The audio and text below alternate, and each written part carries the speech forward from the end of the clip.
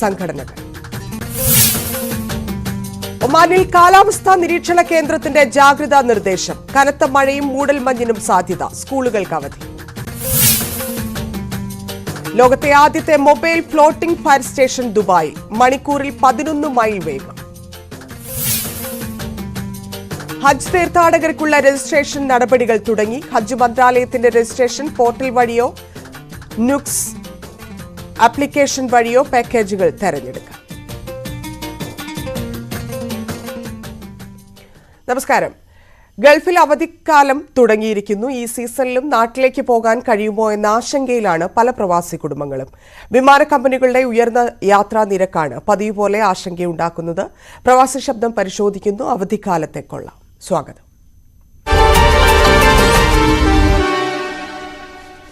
നമ്മളോട് അതിഥികൾ ചേരുന്നു. എൻകാസ് പ്രതിനിധി Muhammad Jabir, IYC international chairman Nisar Kunnamkulathingal, ഒപ്പം travel agents association president Shri Muraleedharan എന്നിവർ. 3 പേർക്കും സ്വാഗതം. ശ്രീ മുരളീധരനിലേക്ക് ആദ്യം പോകുന്നു.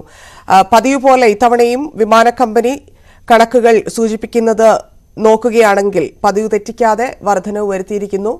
വലിയ തരത്തിലുള്ള ഒരു രീതിയിലും പ്രവാസികൾക്ക് ആശ്വാസകരമാകുന്ന ഒന്നും തന്നെ കഴിഞ്ഞ ബജറ്റിലൊന്നും ഉണ്ടായിരുന്നില്ല. അപ്പോൾ വാഗ്ദാനങ്ങൾ തെറ്റിച്ചു എന്ന് പറയേണ്ടതില്ല. ഒരു വാഗ്ദാനവും പ്രവാസികൾക്ക് കൊടുത്തിരുന്നില്ല, പ്രത്യേകിച്ച് വിമാന കമ്പനികളുടെ കൊള്ളയിൽ. അതുകൊണ്ട് വലിയ അത്ഭുതമൊന്നും താങ്കൾക്ക് തോന്നുന്നില്ല എന്നറിയാം. എങ്കിൽ പോലും ഈ കൊള്ള ഇനിയും അവസാനിക്കുന്നില്ല. എന്താണ് താങ്കളുടെ പ്രതികരണം, ശ്രീ മുരളീധരൻ? ഇതിൽ എനിക്ക് ആമുഖമായിട്ട് പറയാനുള്ളത്, ഈ ഗൾഫിൽ നിന്ന് ഇന്ത്യയിലോട്ടുള്ള ഫെയറിൽ വർധനയില് ഇന്ത്യ സർക്കാരിന് കാര്യമായിട്ടൊന്നും ചെയ്യാനില്ല. ഈ വ്യോമയാന വകുപ്പിന്റെ കൺട്രോൾ ഇന്ത്യയിൽ മാത്രമുള്ളൂ. ഇന്ത്യയിൽ നിന്നുള്ള ഗൾഫ് രാജ്യങ്ങളിലോട്ടുള്ള ടിക്കറ്റിലാണ് കേന്ദ്ര വ്യോമയാന വകുപ്പ് ഉള്ള ഒരു കൺട്രോൾ വേണ്ടത്. അത് കൺട്രോൾ ഇപ്പൊ ഇല്ലാത്തതാണ് ഏറ്റവും വലിയ ദുരന്തം. ഞാനൊരു ഫിഗർ പറയാം. ഇപ്പൊ ഇതില് ബഹ്റിനുമായിട്ട് ബന്ധപ്പെട്ടാണ് ഇത്.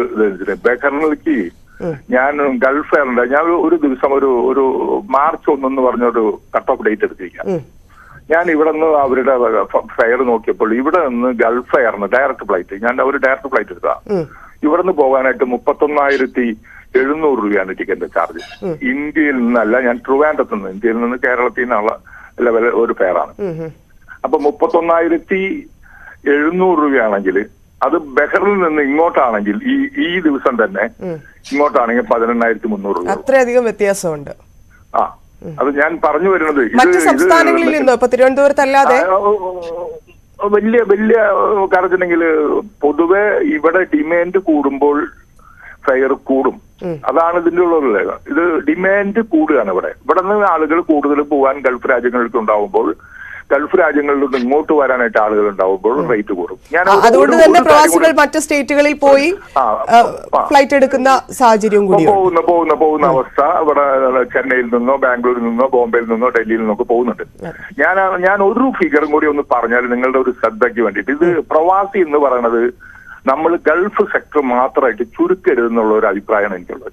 ഞാൻ ഒരു 48 കൊല്ലമായിട്ട് ഈ രംഗത്തുള്ള ഒരു വ്യക്തി എന്നുള്ളത് എന്റെ ഒരു വേദന ഞാൻ പറയാം. അല്ല, ഇത് വിദേശത്തുള്ള എല്ലാവരെയും ബാധിക്കുന്ന കാര്യമാണ്. യെസ്.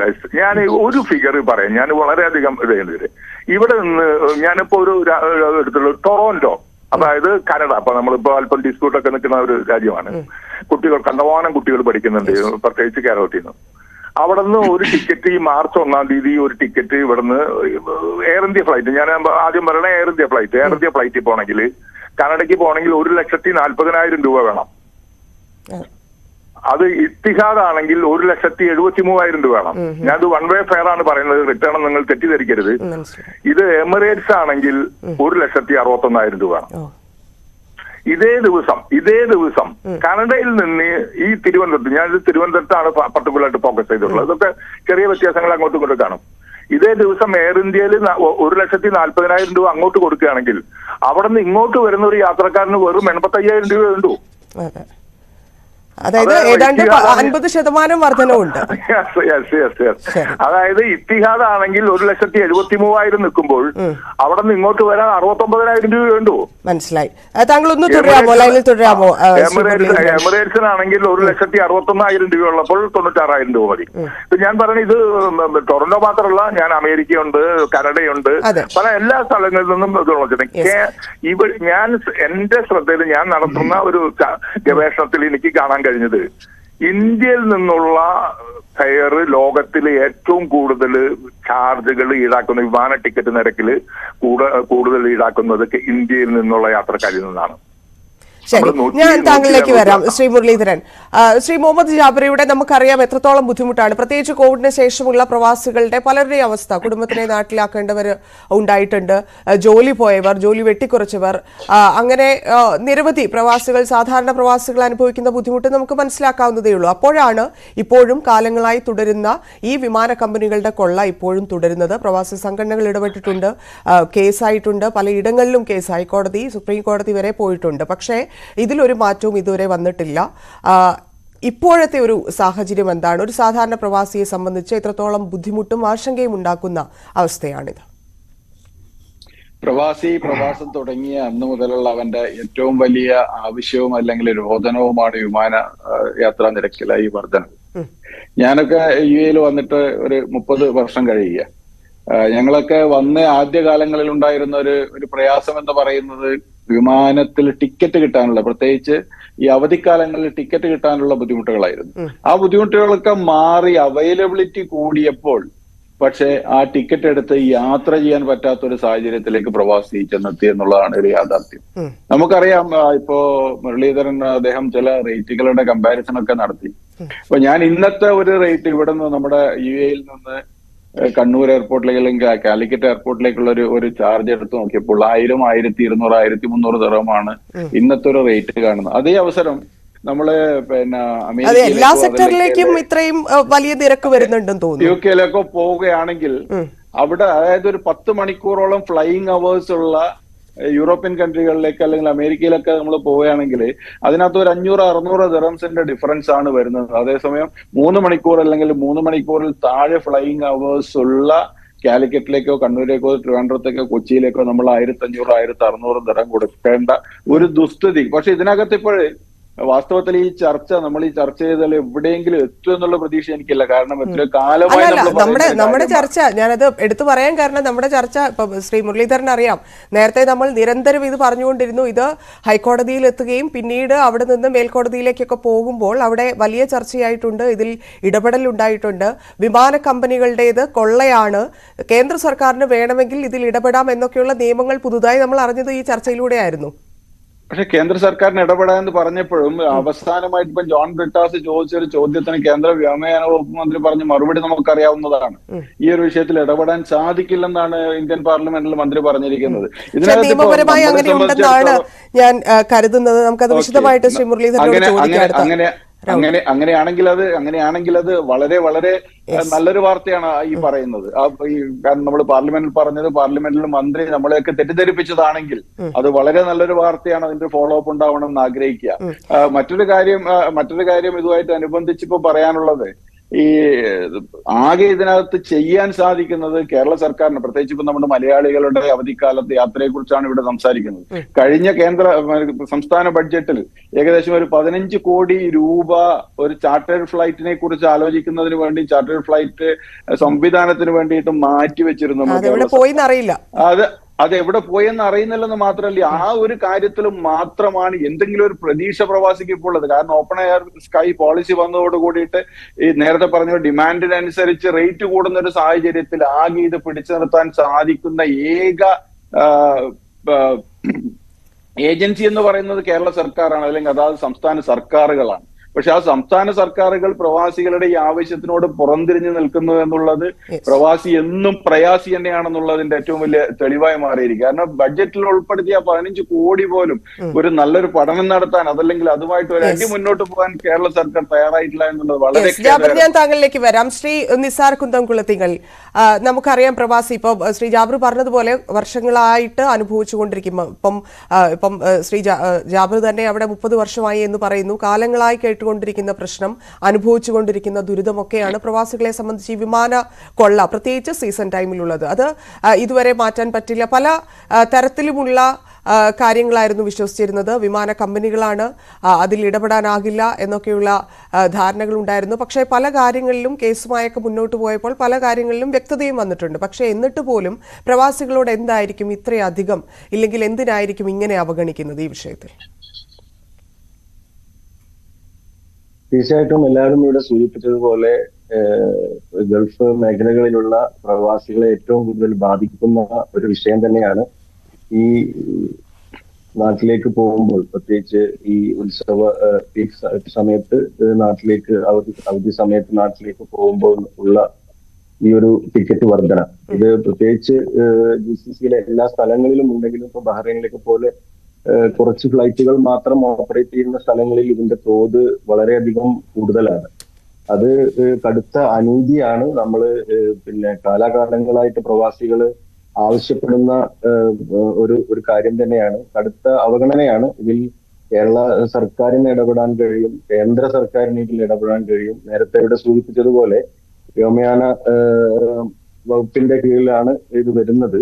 പക്ഷെ അവരതിന്റെ പൂർണ്ണ നിയന്ത്രണം ഈ പറഞ്ഞ പോലെ ഡൈനാമിക് പ്രൈസിങ്ങും അതുപോലെ കോമ്പറ്റീഷൻ പ്രൈസിങ്ങും ആദ്യം ബുക്ക് ചെയ്യുന്ന ആളുകൾക്ക് കുറച്ച് കിട്ടും, അതിന്റെ ശേഷം അങ്ങനെയൊക്കെ പറഞ്ഞുകൊണ്ട് ഒഴിയുകയാണ്. ഈ വിഷയത്തിൽ കൂടുതൽ പഠനങ്ങൾ ഉണ്ടാവണം. ഈ വിഷയത്തിൽ കൂടുതൽ ഇടപെടലുകൾ കേന്ദ്ര സർക്കാരിന്റെ ഭാഗത്തു നിന്ന് ഈ വിമാന കമ്പനികളുടെ പ്രൈസിങ്ങിനെ നിയന്ത്രിക്കാനുള്ള കാര്യത്തിൽ ഉണ്ടാവണം എന്നാണ് നമുക്ക് ആവശ്യപ്പെടാനുള്ളത്. കാരണം ഇത് കേരളത്തിലേക്ക് മാത്രമാണ് ഇപ്പം പ്രൈസിങ് അല്ലെങ്കിൽ ഡിമാൻഡ് കൂടുതൽ പറയുന്ന എല്ലാ രാജ്യത്തും, ഇന്ത്യയിലേക്കാണെങ്കിൽ എല്ലാ സ്റ്റേറ്റിലേക്കും ഒരുപോലെ അല്ലല്ലോ. ഇപ്പൊ ഞാനൊക്കെ കഴിഞ്ഞ വർഷം നാട്ടിലേക്ക് പോകാൻ പ്രയാസപ്പെട്ടിട്ട് ഡൽഹിയിൽ പോയി ഇറങ്ങി, ഡൽഹിയിൽ നിന്നും ട്രെയിനിൽ നാട്ടിലേക്ക് പോയ ആളാണ്. കാരണം നമ്മൾ കുട്ടികളും കുടുംബമൊക്കെ ആയിട്ട് പോകുമ്പോൾ അത് വലിയൊരു ചെലവാണ്. പ്രത്യേകിച്ച് ഈ ഒരു കോവിഡ് പാൻഡമിക്കിന് ശേഷം ഗൾഫിലെ കാലാവസ്ഥ, അതായത് സാമ്പത്തികമായും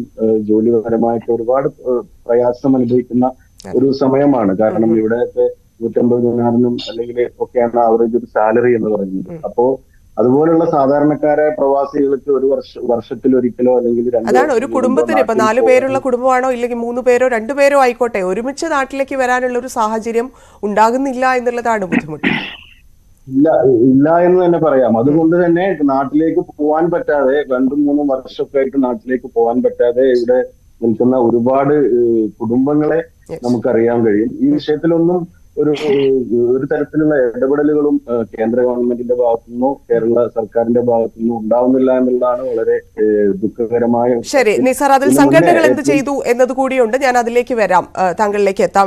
ശ്രീ മുരളീധരൻ, ഞങ്ങളെ സംഘടനകൾ മാത്രമാണ് ഇതിൽ ചെയ്തിട്ടുള്ളത്. കാരണം ഇപ്പോ നമുക്കറിയാം കോവിഡ് സമയത്ത് പ്രവാസികൾ ഏറ്റവും കൂടുതൽ പ്രയാസം അനുഭവിച്ച സമയത്ത് ഇപ്പൊ OICC പോലെ അല്ലെങ്കിൽ KMCC പോലെയുള്ള സംഘടനകളാണ് ഇവിടെ ആളുകളെ സൗജന്യമായി ഫ്ലൈറ്റ് ചാർട്ടർ ചെയ്തുകൊണ്ട് ഇവിടുന്ന് കൊണ്ടുപോയത്.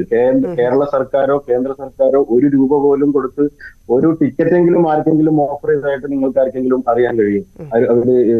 ശരി, ഞാൻ അതിലേക്ക് വിശദമായി വരാം.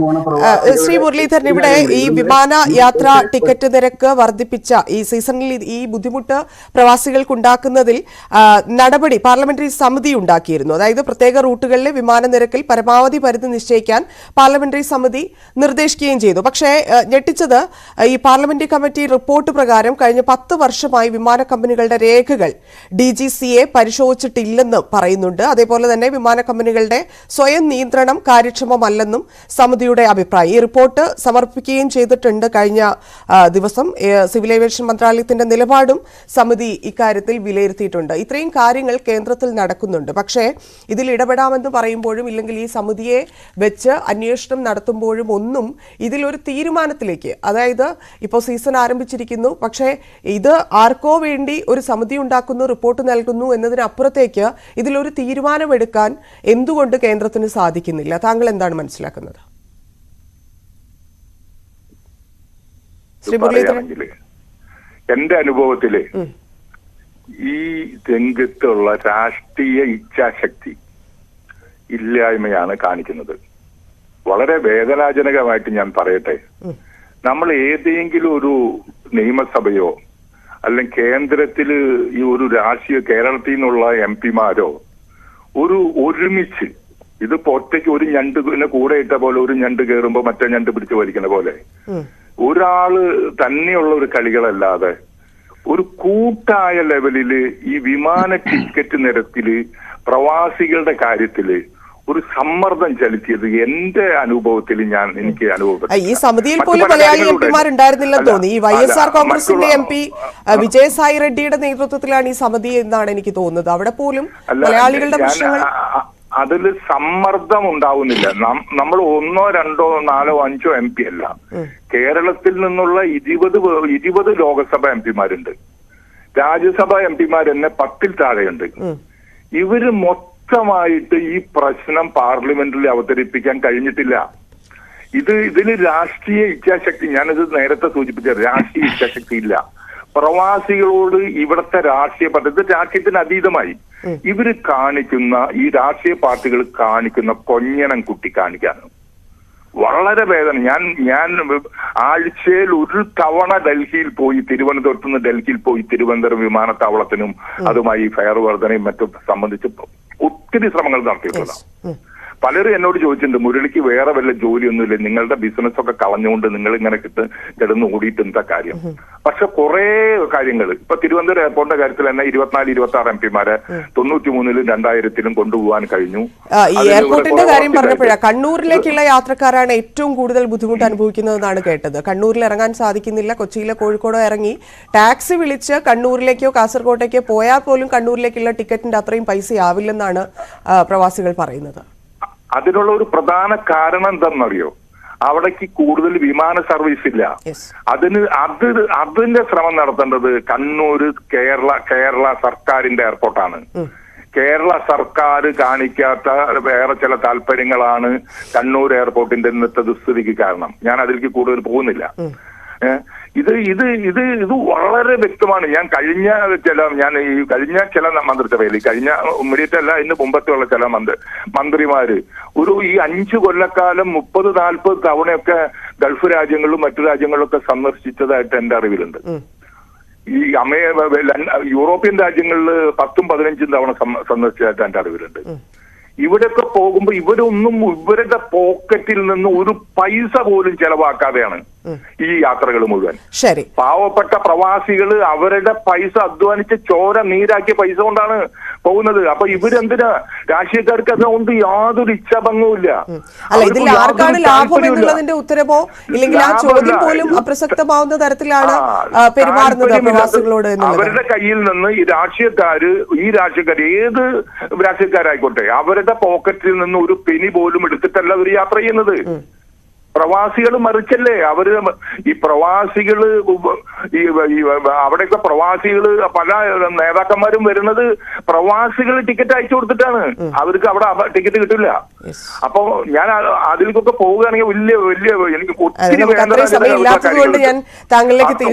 വേദനാജനകമുണ്ട്. ഇത് കേന്ദ്ര സർക്കാരിൽ സമ്മർദ്ദം ചെലുത്തി ഇവിടെ നിന്നുള്ള ടിക്കറ്റ് നിരക്കില് കൺട്രോൾ നേരത്തെ ഉണ്ടായില്ല. പ്രഫുൽ പട്ടേലിന്റെ കാലത്ത് പിൻവലിച്ച കൺട്രോൾ കൊണ്ടുവന്നാൽ തന്നെ നമുക്കൊരു പരിധി വരെ സമാധാനമാവും. ഞാൻ വരാം ശ്രീ മുരളീധരൻ. ശ്രീ ജാബിർ, ഈ സമ്മർദ്ദത്തിന്റെ കാര്യം ശ്രീ മുരളീധരൻ പറഞ്ഞതുപോലെ സമ്മർദ്ദം ചെലുത്തുന്നില്ല MP-മാർ എന്നുള്ളത്. മറ്റൊന്ന്, കേന്ദ്രം തരാനുള്ള വിഹിതം, പ്രവാസികളുടെ ക്ഷേമത്തിലെ ഏറ്റവും പ്രധാനപ്പെട്ട വിഷയമാണ് നമ്മൾ ചർച്ച ചെയ്യുന്നത്. അതിൽ കേന്ദ്രം തരാനുള്ള വിഹിതം അനുവദിക്കുന്നില്ല. എന്തുകൊണ്ട് കേന്ദ്രവും സംസ്ഥാനവും ഉൾപ്പെടെ പ്രവാസികളുടെ വിഷയത്തിൽ ഇത്തരത്തിലുള്ള നിലപാടുകൾ സ്വീകരിക്കുന്നു? ഇല്ലെങ്കിൽ ഒരു തീരുമാനങ്ങളോ ബജറ്റിൽ പോലും ഒരു വിഹിതമോ മാറ്റിവെക്കാൻ കഴിയാത്തതിലേക്ക് പ്രവാസികളെ എത്തിച്ചിരിക്കുന്നു. ഇപ്പം വോട്ടവകാശത്തിന്റെ കാര്യം നമുക്കറിയാം, പ്രവാസികൾ എത്രത്തോളം ബുദ്ധിമുട്ടുന്നുണ്ട്, അതുകൊണ്ട് അവരെ അവഗണിച്ചു എന്ന് പറയാൻ സാധിക്കുമോ? ഇല്ലെങ്കിൽ മറ്റെന്ത് വിഷയത്തിലായിരിക്കും പ്രവാസികളെ ശ്രദ്ധിക്കാതെ പോകുന്ന ബജറ്റുകളും ഇല്ലെങ്കിൽ മറ്റു തീരുമാനങ്ങളും ഉണ്ടാവുന്നത്? ഇതിനകത്ത് ഈ അവസാനം പറഞ്ഞാണ് ഇതിന്റെ മർമ്മപ്രധാനമായിട്ടുള്ള മർമ്മം എന്ന് പറയുന്നത്. കാരണം പ്രവാസിക്ക് വോട്ടില്ലാതെടുത്തോളം കാലം പ്രവാസിയുടെ ശബ്ദം അത് ദീനരോധനമായി അവസാനിക്കുന്നതല്ലാതെ ആ ശബ്ദം കേൾക്കാൻ ആരുമില്ല എന്നുള്ള ഒരു യാഥാർത്ഥ്യ. പിന്നെ മറ്റൊന്ന്, വ്യോമയാന രംഗവുമായിട്ട് ബന്ധപ്പെട്ട് സംസാരിക്കുകയാണെങ്കിൽ ഇതിനകത്ത് ഒരു ഉത്തരേന്ത്യൻ ലോബിയുടെ ഒരു വലിയ കളിയുണ്ട് എന്നുള്ളത് ചിലപ്പം ഇതുമായിട്ട് വളരെയേറെ ബന്ധമുള്ള മുരളീധരൻ സാർ അതിനെക്കുറിച്ച് ചിലപ്പോൾ പറയാത്തതാവാം, അല്ലെങ്കിൽ അത് പറയുന്നതിനുള്ള തടസ്സങ്ങളാവാം. വെച്ചാണ് സംസാരിക്കുന്നത്, പല കാര്യങ്ങളും അതാണ് ആ ഉത്തരേന്ത്യൻ ലോബിയുടെ ഒരു വലിയ ഒരു പിടുത്തത്തിൽ നിന്ന് സത്യത്തിൽ കേരളത്തിൽ പാവപ്പെട്ട 20 എംപിമാർക്ക് അതല്ലെങ്കിൽ കേരളത്തിന് ആ ഒരു സമ്മർദ്ദം അതിജീവിക്കാൻ കഴിയുന്നില്ല എന്നുള്ള ഒരു യാഥാർത്ഥ്യം നമ്മളത് തിരിച്ചറിഞ്ഞേ പറ്റും. കാരണം അതുപോലെയാണ് കാര്യങ്ങൾ ഇപ്പോൾ മുന്നോട്ട് പോകുന്നത്. കാരണം ഒരു കാരണവശാലും കേരളത്തിലെ എംപിമാരോ അല്ലെങ്കിൽ കേരള സർക്കാർ ഇടപെട്ടാൽ പോലും, പ്രത്യേകിച്ച് കേരളീയനായ വ്യോമയാന വകുപ്പ് മന്ത്രി ഉണ്ടായിട്ട് പോലും നമ്മൾക്ക് അനുകൂലമായിട്ടുള്ള ഒരു തീരുമാനം ഉണ്ടായിട്ടില്ല എന്നുള്ളത് വളരെ ഖേദകരമാണ്. കാരണം ഞാൻ രാഷ്ട്രീയം പറയുമ്പോൾ അത് എന്റെ സംഘടനയെ കൂടി എനിക്ക് കുറ്റപ്പെടുത്തി സംസാരിക്കേണ്ട ഒരു അവസ്ഥയിലേക്കാണ് കാര്യങ്ങൾ പോകുന്നത്. കാരണം അത്രയധികം മന്ത്രിമാരുണ്ടായിട്ട് പോലും നമുക്ക്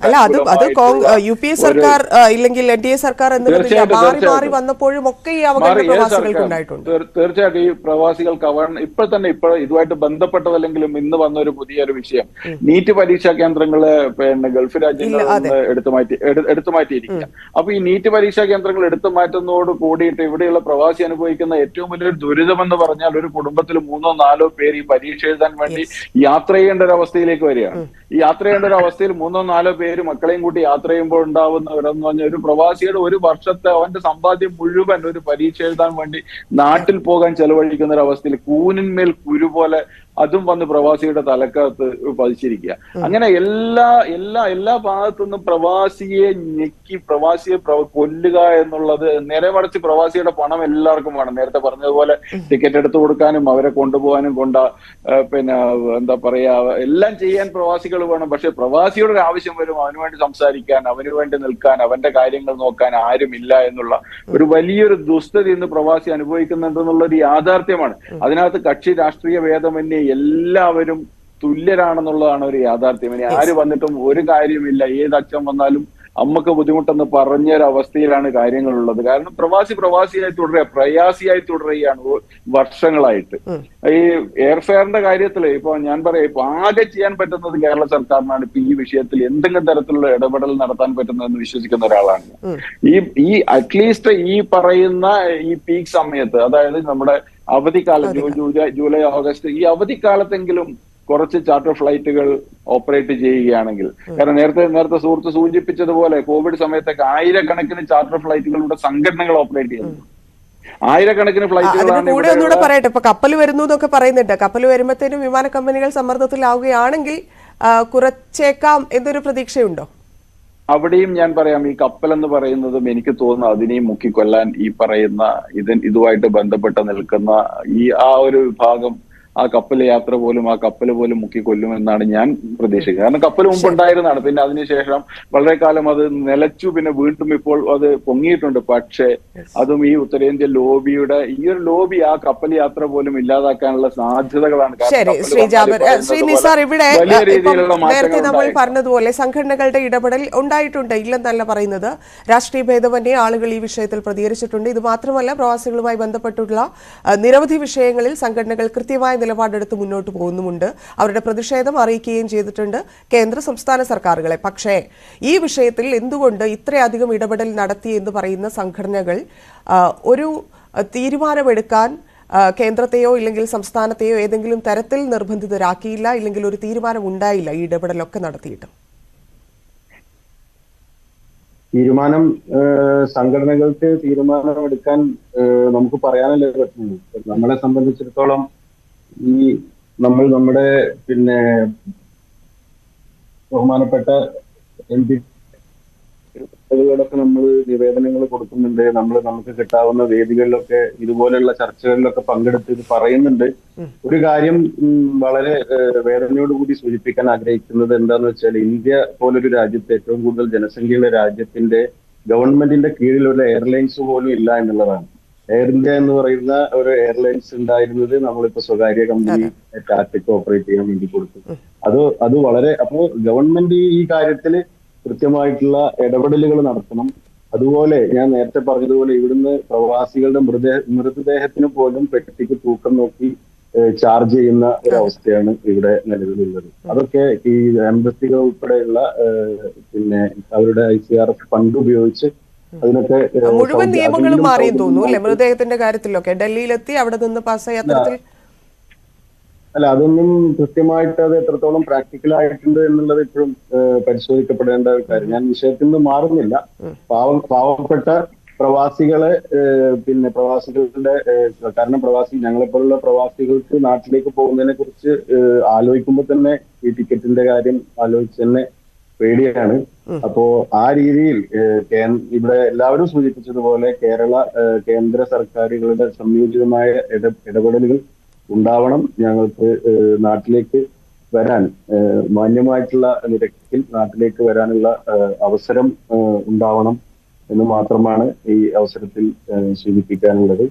പ്രത്യേകിച്ച് ഇവിടെ സൂചിപ്പിച്ചതുപോലെ കണ്ണൂരൊക്കെ എയർപോർട്ട് ഇവിടുന്ന് ബഹ്റൈനെ പോലുള്ള സ്ഥലങ്ങളിൽ നിന്ന് കണ്ണൂർ എയർപോർട്ടിലേക്ക് പോകാൻ പോലും ആളുകൾക്ക് കഴിയാത്തതായിട്ടുള്ള സാഹചര്യങ്ങളുണ്ട്. കാരണം അവിടേക്ക് ഉള്ള ഫെയർ നോക്കുമ്പോൾ മറ്റുള്ള നിങ്ങൾ നേരത്തെ സൂചിപ്പിച്ചതുപോലെ കോഴിക്കോടോ കൊച്ചിയിലോ പോയി അവിടുന്ന് വണ്ടി വിളിച്ച് പോയാൽ പോലും അതിനേക്കാൾ ഫെയറാണ് ഇവിടെ വരുന്നത്. ഈ കാര്യത്തിലൊക്കെ കേരള സർക്കാരിന്റെ ഇടപെടലുകൾ ഉണ്ടാവണം. ഈ ഒരു കാര്യത്തിൽ ഇനിയെങ്കിലും ആ ഇടപെടൽ ഉണ്ടാകുമെന്ന് നമുക്ക് പ്രതീക്ഷിക്കാം. ഇത്ര കാലമായി ഉണ്ടായ സംഘടനകളുടെ പ്രവർത്തനങ്ങളും ഒരു മാറ്റം ഉണ്ടാവുമെന്ന് നമുക്ക് പ്രത്യാശിക്കാം. അതിനുവേണ്ടി കൃത്യമായ ഇടപെടലുകൾ നടത്തുമെന്ന്. ഇലക്ഷനൊക്കെ അല്ലേ വരുന്നത്, എന്തെങ്കിലും മാറ്റം ഉണ്ടാവുമായിരിക്കും ഈ അവധിക്കാലത്തെങ്കിലും, നമുക്ക് അങ്ങനെ പ്രതീക്ഷിക്കാം. നന്ദി ശ്രീ മുഹമ്മദ് ജാബിർ, നന്ദി നിസാർ കുന്നംകുളത്തിങ്ങൽ, നന്ദി ശ്രീ മുരളീധരൻ പ്രതികരിച്ചതിന്. പ്രവാസി ശബ്ദം പൂർണ്ണമാവുന്നു. നമസ്കാരം.